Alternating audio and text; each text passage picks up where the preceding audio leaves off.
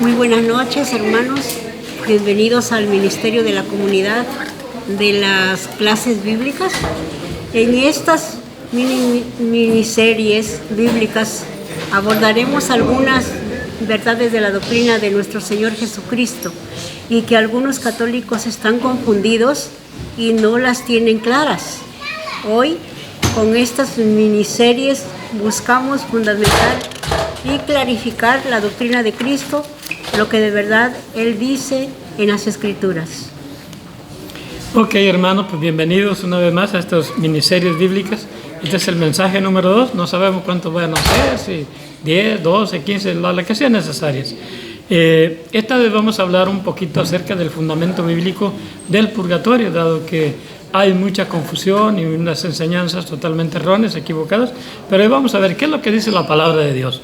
Y vamos a ir al texto central de esta enseñanza bíblica que nuestro Señor Jesucristo nos dejó en su palabra, y está en Mateo 12, del 31 al 32, y dice lo siguiente: se perdonará a los hombres cualquier pecado y cualquier insulto en contra de Dios, pero calumniar al Espíritu Santo es cosa que no tendrá perdón.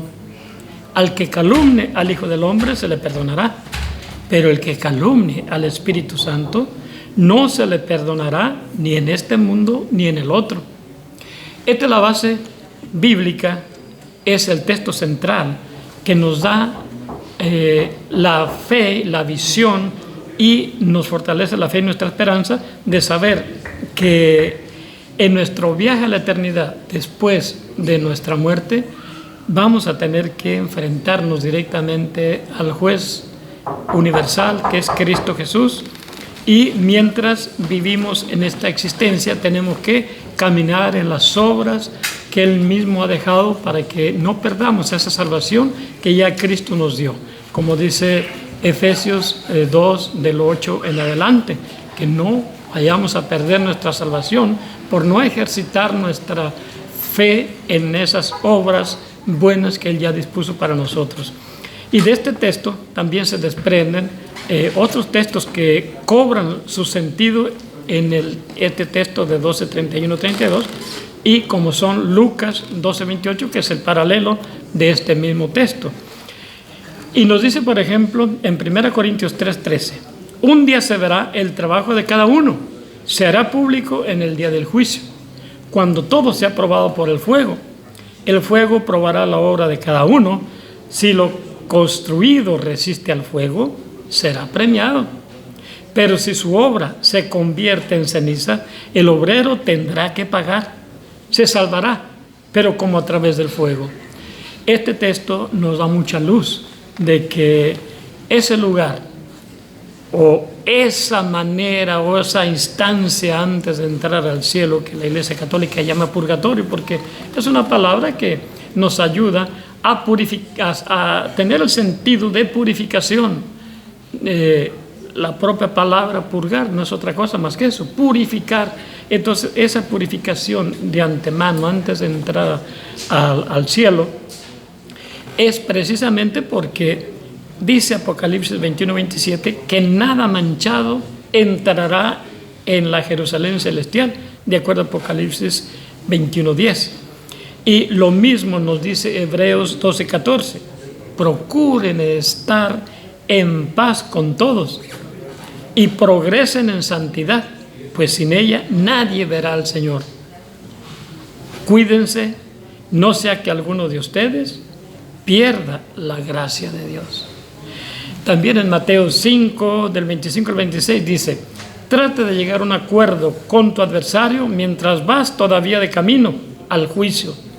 ¿O prefieres que te entregue al juez y el juez a los guardias y que estos te encerren en la cárcel?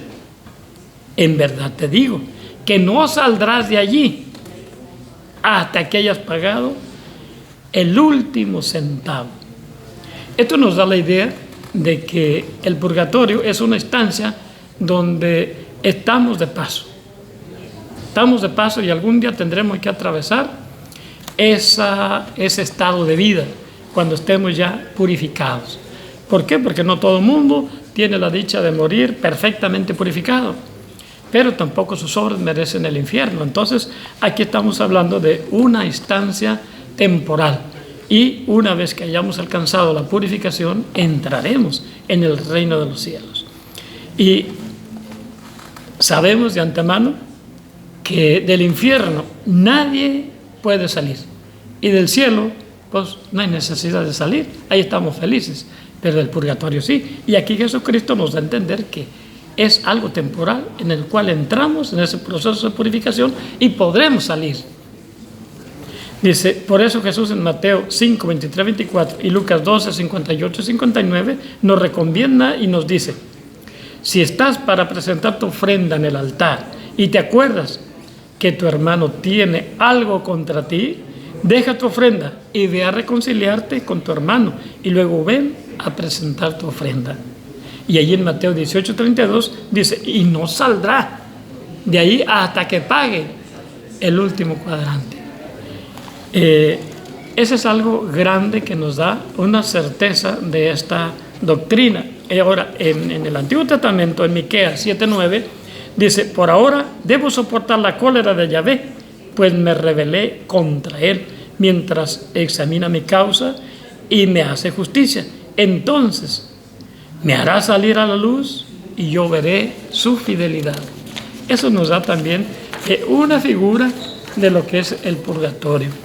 En 2 Macabeos 12, del 44 al 45, nos dice, si no hubieran creído que los caídos resucitarían, habría sido inútil orar por ellos.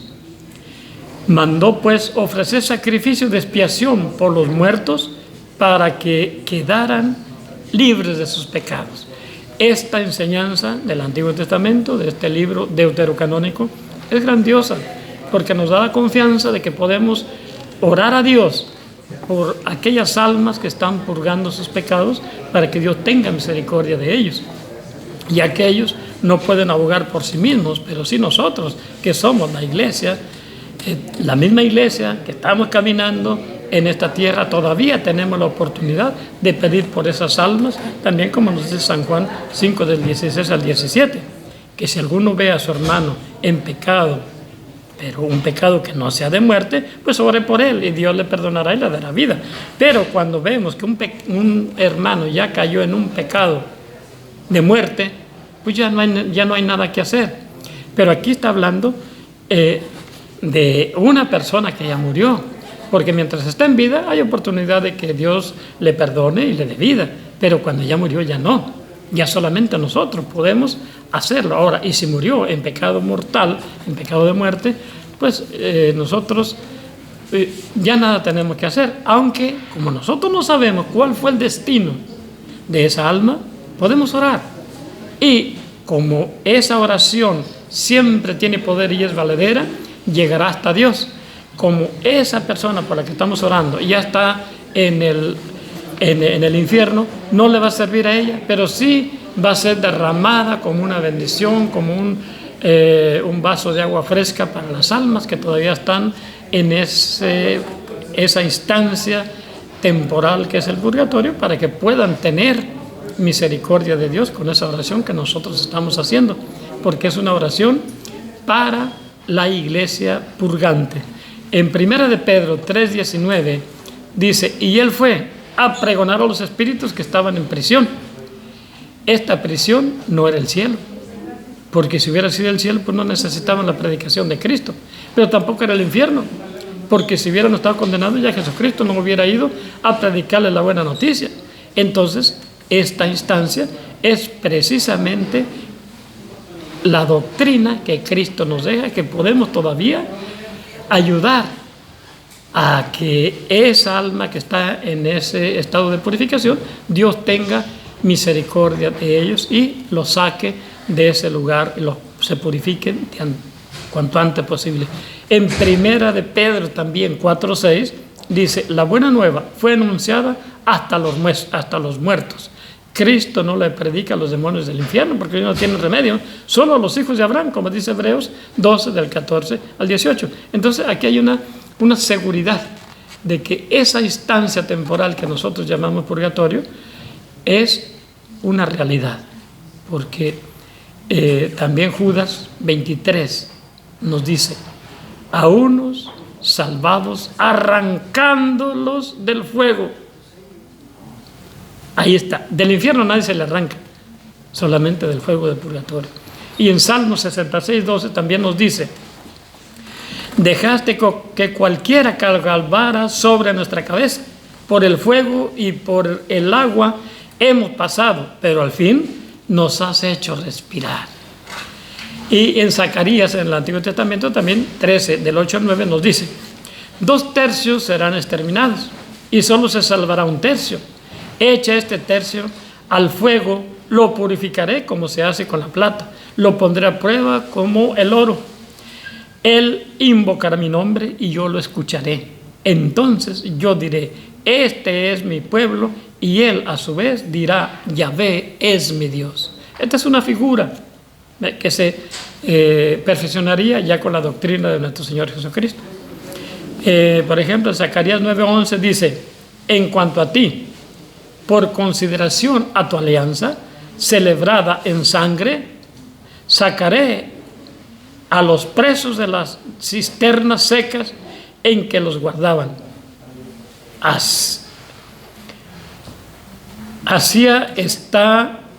Hacia mí volverán, hacia acá volverán, oh Sión, los prisioneros que estaban aguardando. Ahora te doy doble bendición para compensar tus días de destierro. Hay muchísimos otros textos más que podemos poner como fundamento. Por ejemplo, en Isaías hay muchas figuras que hablan de esta realidad, pero es largo la enseñanza que hay en la Escritura. Pero yo creo que con estos textos es suficiente para que nosotros creamos en la palabra de Dios. No creamos en lo que dice la gente o lo que yo pienso que dice la Escritura, no. Lo que dice la Escritura es lo que vale, no lo que yo creo que diga acerca de esto, ¿verdad? No, sino lo que dice Dios en realidad. Y lo que dice Dios es esto que nosotros acabamos de leer, porque eso es palabra de Dios. Y pueden ustedes ir y corroborar esta información en las Santas Escrituras. Y así ustedes se darán cuenta que no somos nosotros los que estamos hablando esto y enseñándolo, sino que es la propia palabra de Dios la que con tanta contundencia y claridad nos habla de esta realidad. Porque es simple, del infierno nadie sale. Y las oraciones hechas en favor de los que están en el infierno pues no tienen efecto. Tendrán efecto para los que están en el purgatorio, y ese es nuestro trabajo que estamos realizando para clarificar todas estas dudas que muchos católicos tienen, porque se nos las han metido nuestros hermanos separados que no creen en el infierno, que no creen en el purgatorio, y algunos ni en el infierno creen, como los testigos de Jehová. Pero eso es lo que ellos creen, no lo que la palabra de Dios dice. Bueno, pues que Dios los bendiga, y esperen dentro de 8 días, primeramente Dios, otra miniserie bíblica donde abordaremos algunas otras verdades que causan desconfianza, causan confusión en algunos católicos, y a través de esto pues pueden llegar a tener una claridad de Dios. Que Dios los bendiga. Dios me los bendiga.